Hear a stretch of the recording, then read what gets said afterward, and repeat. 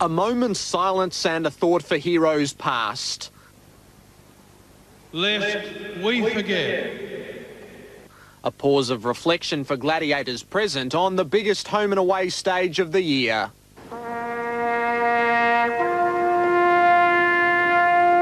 The descendant of a football Anzac replaced an Arabian sheikh at the coin toss. The young man liked what he saw minutes later.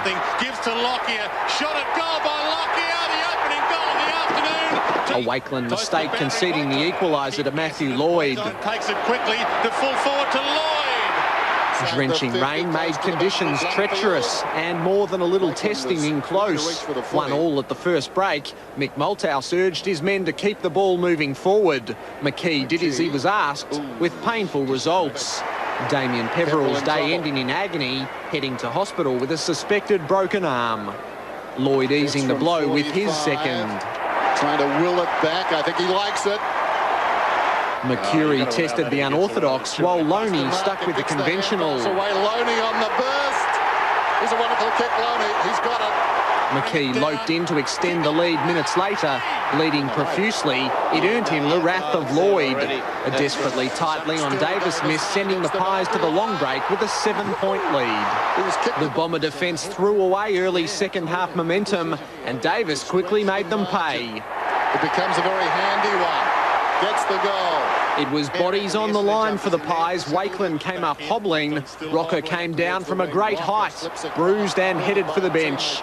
Reward for commitment coming when the too cool Leon found namesake Mick directly in front.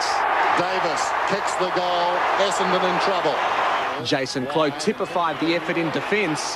The 50-metre penalty setting up the game breaker. Burns, this will hurt.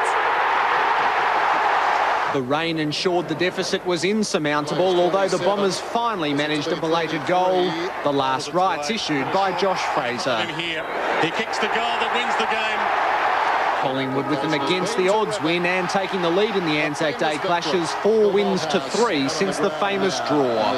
The Bombers' misery compounded by the Peveril injury, facing up to 2 months on the sidelines. Yeah, pretty sore, so just see what's happening with it.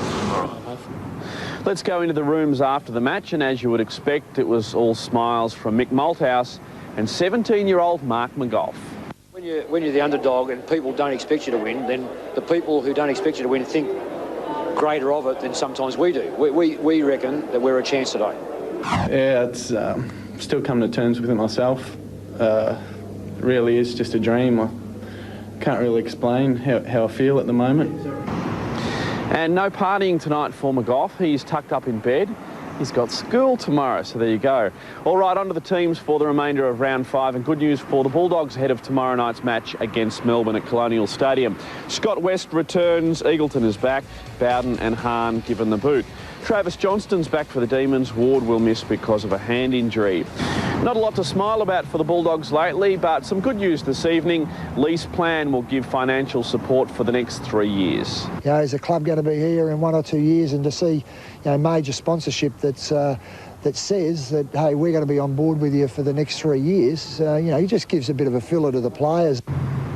West Coast has made 4 changes for the match against Brisbane. Wood and Green, Cox and Miranda are back. McIntosh has done his hammy again, and we know Phil Matera is out suspended. 4 changes at the Lions. In come Brown, Power, Keating and Bolton. Lynch has been rested, and Darryl White has a leg injury.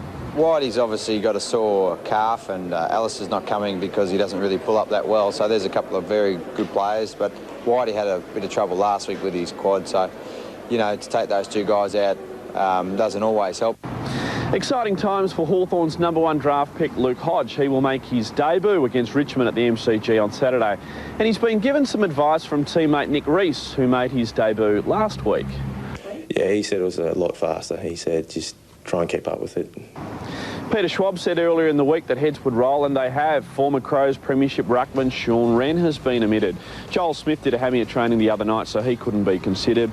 The Tigers have picked Matthew Richardson. Paul Hudson will play his first game in the yellow and black, and we know Ben Holland is out